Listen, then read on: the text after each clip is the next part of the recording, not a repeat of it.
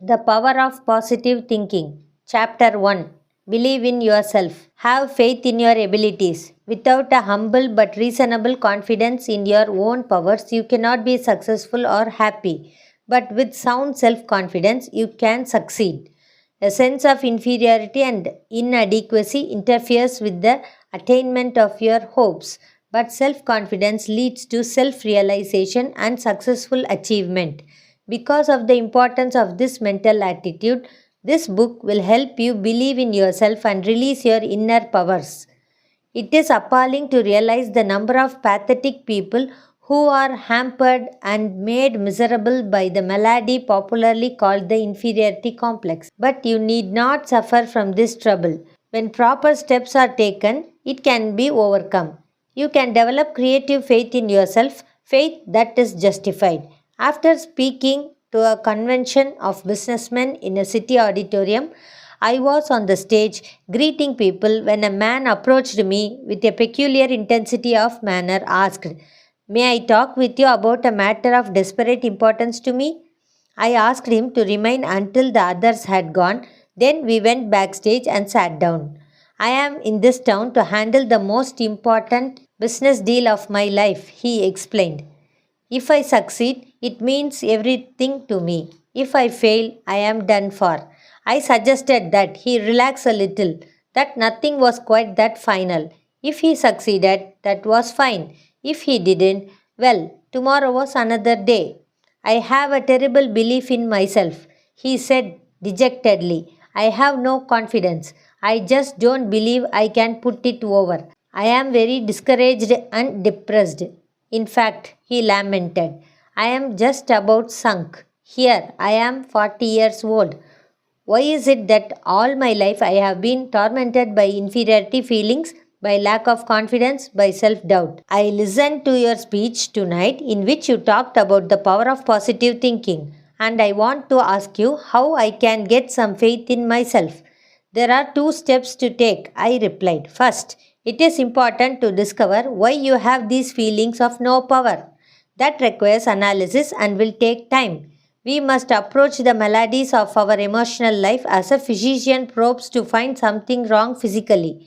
This cannot be done immediately, certainly not in our brief interview tonight, and it may require treatment to reach a permanent solution. But to pull you through this immediate problem, I shall give you a formula which will work if you use it. As you walk down the street tonight, I suggest that you repeat certain words which I shall give you. Say them over several times after you get into bed. When you awaken tomorrow, repeat them 3 times before arising. On the way to your important appointment, say them 3 additional times.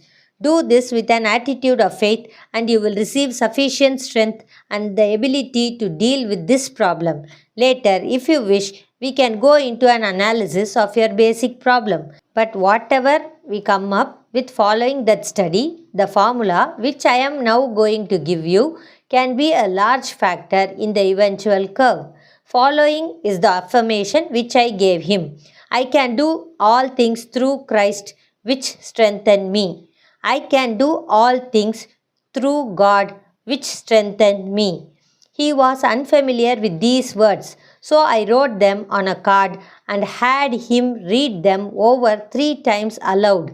"Now follow that prescription, and I am sure things will come out all right." He pulled himself up, stood quietly for a moment, then said with considerable feeling, "Okay, doctor, okay." I watched him square his shoulders and walk out into the night. He seemed a pathetic figure, and yet the way he carried himself as he disappeared showed that faith was already at work in his mind. Subsequently, he reported that this simple formula did wonders for him, and added, "It seems incredible that a few words from the Bible could do so much for a person." This man later had a study made of the reason for his inferiority attitudes. They were cleared away by scientific counseling and by the application of religious faith. He was taught how to have faith, was given certain specific instructions to follow.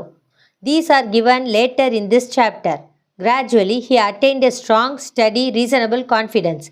He never ceases to express amazement at the way in which things now flow towards rather than away from him. His personality has taken on a positive, not negative character so that he no longer repels success but on the contrary draws it to him. He now has an authentic confidence in his own powers.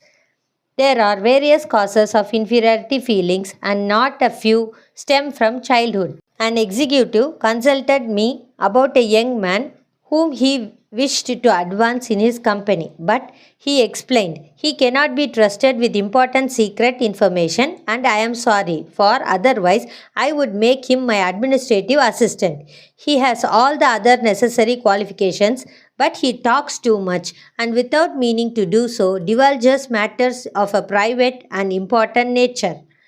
Upon analysis, I found that he talked too much simply because of an inferiority feeling.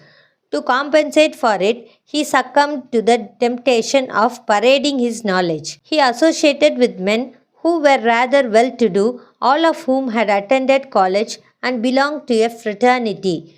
But this boy was reared in poverty, had not been a college man or fraternity member. Thus, he felt himself inferior to his associates in education and social background. To build himself up with his associates and to enhance his self esteem, his subconscious mind, which always seeks to provide a compensatory mechanism, supplied him with a means for raising his ego. He was on the inside in the industry and accompanied his superior to conferences where he met outstanding men and listened to important private conversations. He reported just enough of his inside information to cause his associates to regard him with admiration and envy. This served to elevate his self esteem and satisfy his desire for recognition. When the employer became aware of the cause of this personality trait, being a kindly and understanding man, he pointed out to the young man the opportunities in business to which his abilities could lead him. He also described how his inferiority feelings caused his unreliability in confidential matters. This self knowledge, together with a sincere practicing of the techniques of faith and prayer, made him a valuable asset to his company. His real powers were released. I can perhaps illustrate the manner in which many youngsters acquire an inferiority complex through the use of a personal reference. As a small boy, I was painfully thin. I had lots of energy, was on a track team, was healthy and hard as nails, but thin. And that bothered me because I didn't want to be thin. I wanted to be fat. I was called skinny, but I didn't want to be called skinny. I wanted to be called fat. I longed to be hard boiled and tough and fat. I did everything to get fat. I drank cod liver oil, consumed vast number of milkshakes, ate thousands of chocolate sundaes with whipped cream and nuts, cakes and pies innumerable. But they did not affect me in the slightest. I stayed thin and lay awake at night, thinking and agonizing about it. I kept on trying to get heavy until I was about 30, when all of a sudden did I get heavy. I bulged at the seams. Then I became self conscious because I was so fat and finally had to take off 40 pounds with equal agony to get myself down to respectable size. In the second place, to conclude this personal analysis, which I give only because it may help others by showing how this malady works, I was a minister's son and was constantly reminded of that fact. Everybody else could do everything, but if I did even the slightest little thing, you are a preacher's son. So I didn't want to be a preacher's son, for preacher's son are supposed to be nice and namby-pamby. I wanted to be known as a hard-boiled fellow. Perhaps that is why preachers' sons get their reputation for being a little difficult, because they rebel against having to carry the banner of the church all the time. I vowed there was one thing I would never do, and that was to become a preacher. Also, I came from a family practically every member of which was a performer in public, a platform speaker, and that was the last thing I wanted to be. They used to make me stand up in public to make speeches when it scared me to death, even filled me with terror.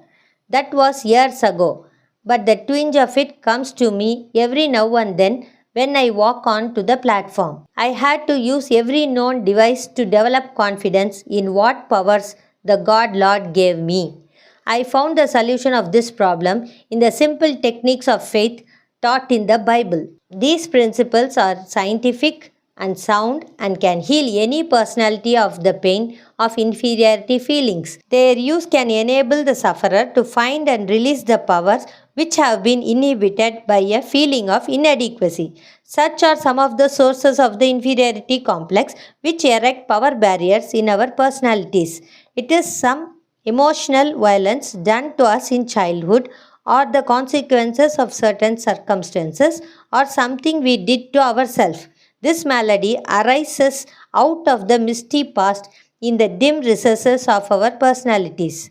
Perhaps you had an older brother who was a brilliant student. He got A's in school. You made only C's, and you never heard the last of it. So you believed that you could never succeed in life as he could. He got A's and you got C's.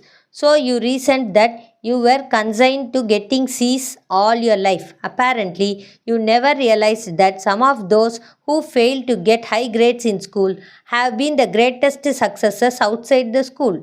Just because somebody gets an A in college doesn't make him the greatest man in the United States, because maybe his A's will stop when he gets his diploma, and the fellow who got C's in school will go on later to get the real A's in life. The greatest secret for eliminating the inferiority complex, which is another term for deep and profound self-doubt, is to fill your mind to overflowing with faith. Develop a tremendous faith in God, and that will give you a humble yet soundly realistic faith in yourself. The acquiring of dynamic faith is accomplished by prayer. Lots of prayer, by reading and mentally absorbing the Bible, by practicing its prayer techniques. In another chapter, I deal with specific formulas of prayer, but I want to point out here that the type of prayer that produces the quality of faith required to eliminate inferiority is of a particular nature. Surface skimming, formalistic and pre-functionary prayer is not sufficiently powerful. A wonderful colored woman, a cook in the home of friends of mine in Texas, was asked how she so completely mastered her troubles. She answered that ordinary problems could be met by ordinary prayers, but that's when a big trouble comes along, you have to pray deep prayers. One of my most inspiring friends was the late Harlow B. Andrews of Syracuse, New York, one of the best businessmen and competent spiritual experts I ever knew. He said, the trouble with most prayers is that they aren't big enough. To get anywhere with faith, said he, learn to pray big prayers. God will rate you according to the size of your prayers. Doubtless he was right, for the scriptures say, according to your faith be it unto you. So the bigger your problem, the bigger your prayer should be. Ronald Hayes, the singer, quoted his grandfather to me, a man whose education was not equal to that of his grandson, but whose native wisdom was obviously sound. He said, the trouble with lots of prayers is they aren't got no suction. Drive your prayers deep into your doubts, fears, inferiorities. Pray deep, big prayers that have plenty of suction, and you will come up with powerful and vital faith. Go to a competent spiritual advisor and let him teach you how to have faith. The ability to possess and utilize faith and gain the release of powers it provides are skills, and like any skills must be studied and practiced to gain perfection. At the conclusion of this chapter are listed 10 suggestions for overcoming your inferiority pattern and for developing faith. Practice these rules diligently and they will aid you in developing confidence in yourself by dissipating your feelings of inferiority, however deeply embedded. At this point, however, I wish to indicate that to build up feelings of self confidence, the practice of suggesting confidence concepts to your mind is very effective. If your mind is obsessed by thoughts of insecurity and inadequacy, it is, of course, due to the fact that such ideas have dominated your thinking over a long period of time. Another and more positive pattern of ideas must be given to the mind, and that is accomplished by repetitive suggestion of confidence ideas. In the busy activities of daily existence, thought disciplining is required if you are to re educate the mind and make it a power producing plant. It is possible, even in the midst of your daily work, to drive confident thoughts into consciousness. Let me tell you about one man who did so by the use of a unique method. One icy winter morning, he called for me at a hotel in a midwestern city to take me about 35 miles to another town to fill a lecture engagement. We got into his car and started off at a rather high rate of speed on the slippery road. He was going a little faster than I thought reasonable, and I reminded him that we had plenty of time and suggested that we take it easy.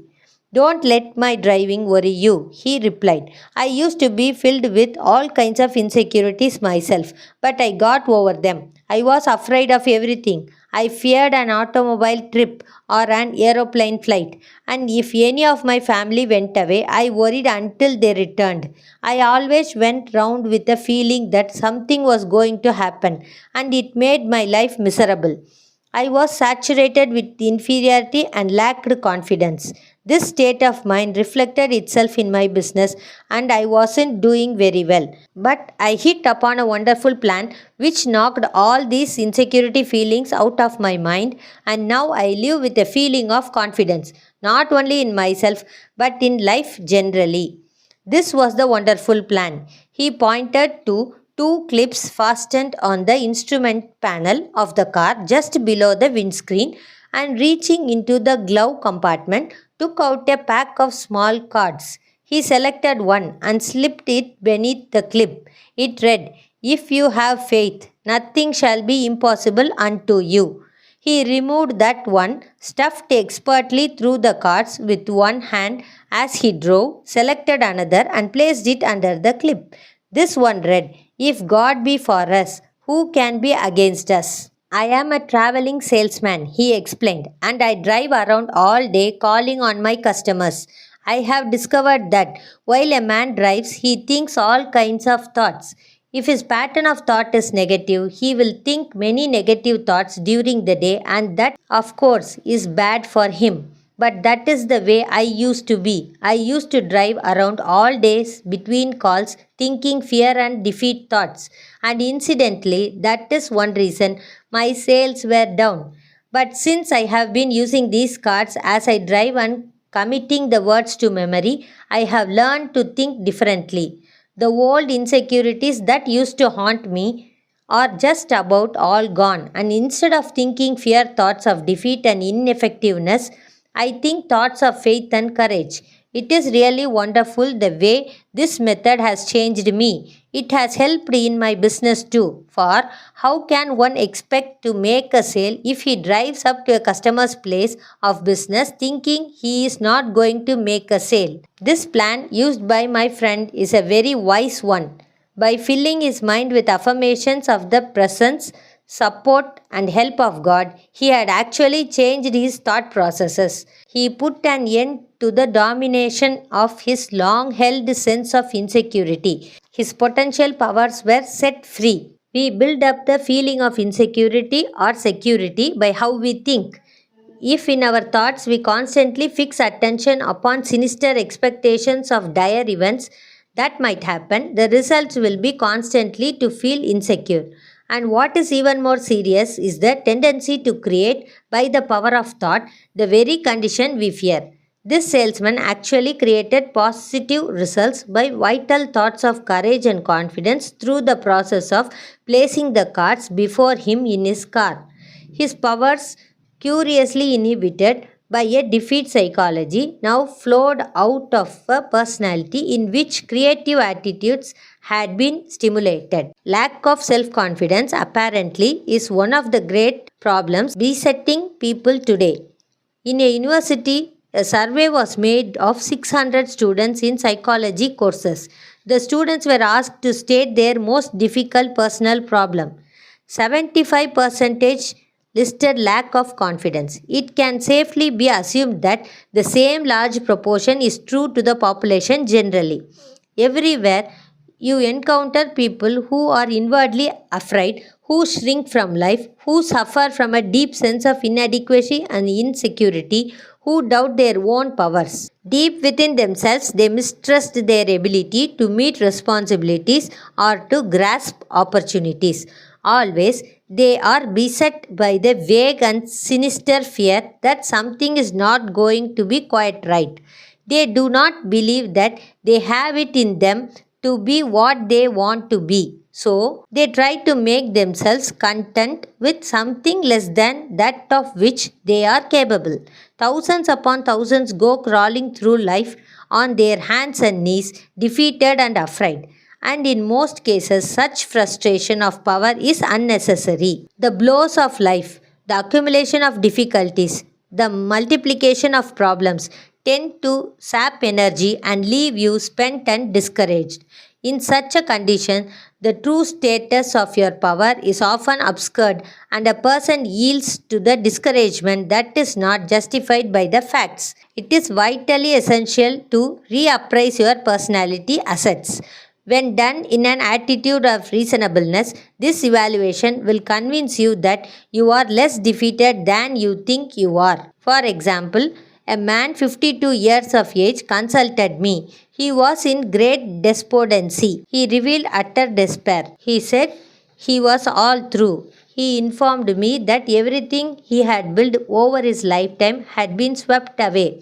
Everything? I asked. Everything, he repeated. He was through. He reiterated, I have nothing left at all. Everything is gone. There is no hope. And I am too old to start all over again. I have lost all faith. Naturally, I felt sympathetic towards him, but it was evident that his chief trouble was the fact that dark shadows of hopelessness had entered his mind and discolored his outlook, distorting it. Behind this twisted thinking, his true powers had retreated, leaving him without force. So I said, suppose we take a piece of paper and write down the values you have left. There is no use, he sighed. I haven't a single thing left. I thought I told you that. I said, let's just see anyway. Then asked, is your wife still with you? Why, yes, of course, and she is wonderful. We have been married for 30 years. She would never leave me no matter how bad things are. All right, let us put that down. Your wife is still with you and she will never leave you no matter what happens. How about your children? Got any children? Yes, he replied. I have three and they are certainly wonderful. I have been touched by the way they have come to me and said, Dad, we love you and we'll stand by you. Well, then, I said, that's this number two. Three children who love you and who will stand by you. Got any friends? I asked. Yes, he said. I really have some fine friends. I must admit, they have been pretty decent. They have come around and said they would like to help me. But what can they do? They can't do anything. That is number three. You have some friends who would like to help you and who hold you in esteem. How about your integrity? Have you done anything wrong? My integrity is all right, he replied. I have always tried to do the right thing and my conscience is clear. All right, I said. We'll put that down as number 4, integrity. How about your health? My health is all right, he answered. I have had very few sick days and I guess I am in pretty good shape physically. So, let's put down as number 5, good physical health. How about the United States? Do you think it's still doing business and is the land of opportunity? Yes, he said. It is the only country in the world I would want to live in. That is number 6. You live in the United States, land of opportunity, and you are glad to be here. Then I asked, how about your religious faith? Do you believe in God and that God will help you? Yes, he said. I do not think I could have got through this at all if I hadn't had some help from God. Now, I said, let's list the assets we have figured out. 1. A wonderful wife married for 30 years. 2. 3 devoted children who will stand by you. 3. Friends who will help you and who hold you in esteem. 4. Integrity, nothing to be ashamed of. 5. Good physical health. 6. Live in the United States, the greatest country in the world. 7. Have religious faith. I shoved it across the table at him. Take a look at that. I guess you have quite a total of assets. I thought you told me everything had been swept away. He grinned ashamedly. I guess I didn't think of those things. I never thought of it that way. Perhaps things aren't so bad at that, he said pensively. Maybe I can start all over again if I can just get some confidence, if I can get the feel of some power within me.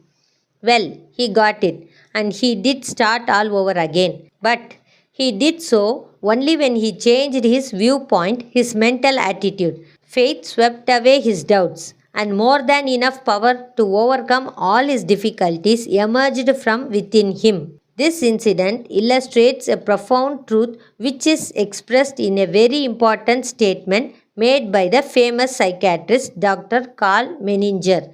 He said, attitudes are more important than facts.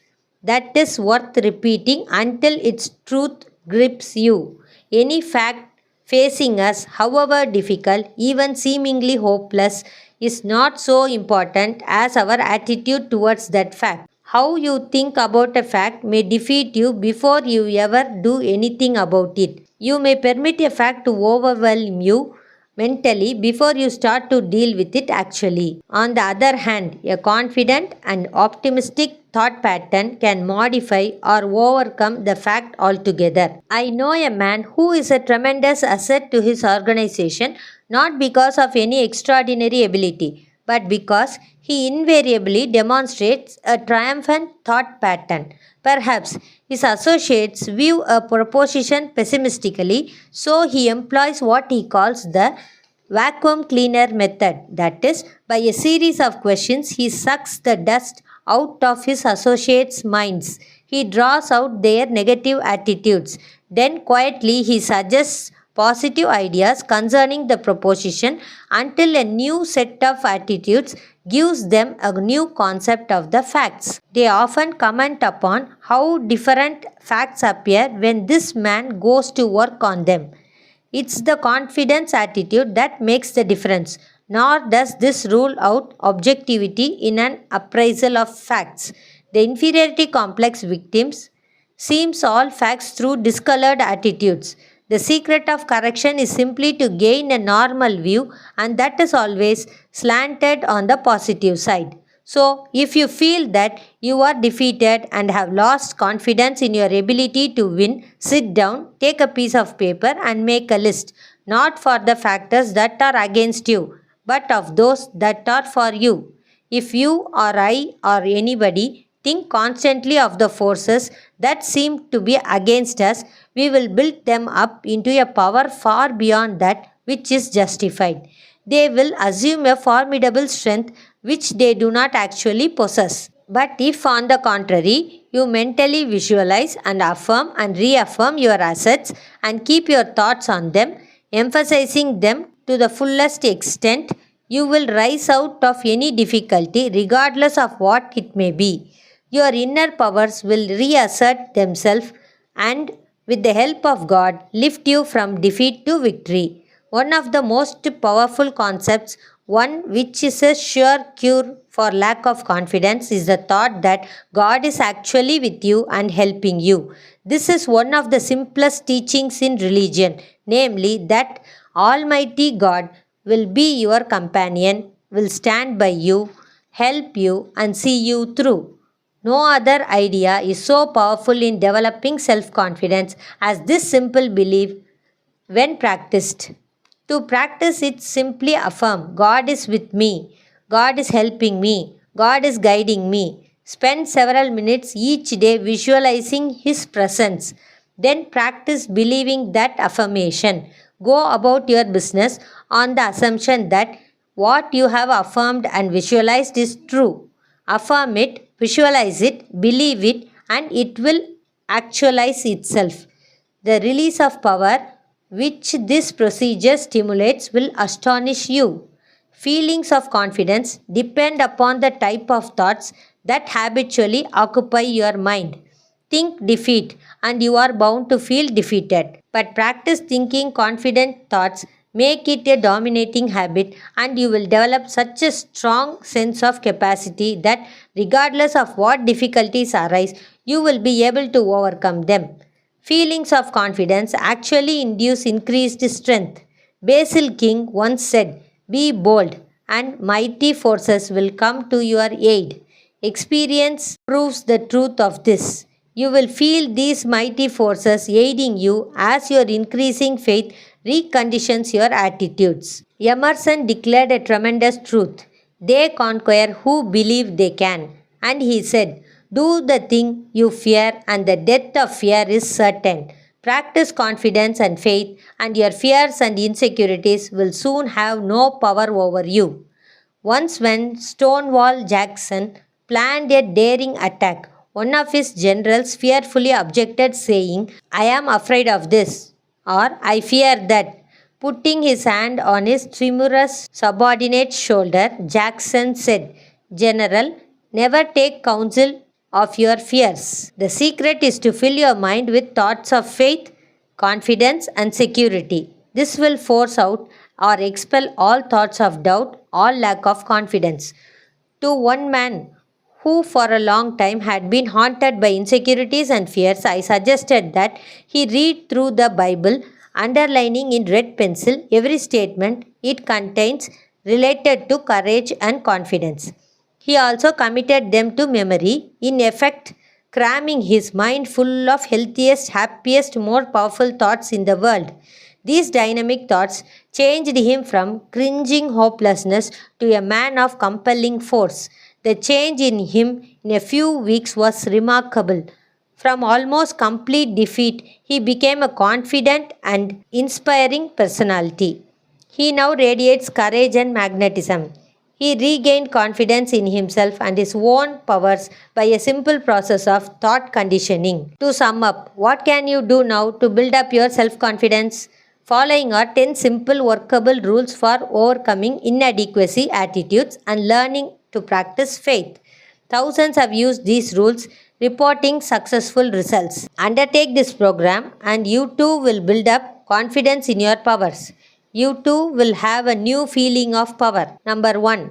Formulate and stamp indelibly on your mind a mental picture of yourself as succeeding. Hold this picture tenaciously. Never permit it to fade. Your mind will seek to develop this picture. Never think of yourself as failing. Never doubt the reality of the mental image. That is most dangerous, for the mind always tries to complete what it pictures. So always picture success no matter how badly things seems to be going at the moment. Number 2. Whenever a negative thought concerning your personal powers comes to mind, deliberately voice a positive thought to cancel it out. Number 3. Do not build up obstacles in your imagination. Depreciate every so called obstacle. Minimize them. Difficulties must be studied and efficiently dealt with to be eliminated, but they must be seen for only what they are. They must not be inflated by fear thoughts. Number 4. Do not be awestruck by other people and try to copy them. Nobody can be you as efficiently as you can. Remember also that most people, despite their confident appearance and demeanor, are often as scared as you are and as doubtful of themselves. Number 5. 10 times a day, repeat these dynamic words. If God be for us, who can be against us? Now, stop reading and repeat them now, slowly and confidently. Number 6. Get a competent counselor to help you understand why you do what you do. Learn the origin of your inferiority and self doubt feelings. which often begin in childhood. Self-knowledge leads to a cure. Number 7. 10 times each day. Practice the following affirmation, repeating it out loud if possible. I can do all things through Christ which strengthens me. I can do all things through God which strengthens me. Repeat those words now. That magic statement is the most powerful antidote on earth to inferiority thoughts. Number 8. Make a true estimate of your own ability. Then raise it 10%. Do not become egoistical, but develop a wholesome self respect. Believe in your own God released powers. Number 9. Put yourself in God's hands. To do that, simply state, I am in God's hands. Then believe you are now receiving all the powers you need. Feel it flowing into you. Affirm that the kingdom of God is within you in the form of adequate power to meet life's demands. Number 10. Remind yourself that God is with you and nothing can defeat you. Believe that you now receive power from Him. Thank you.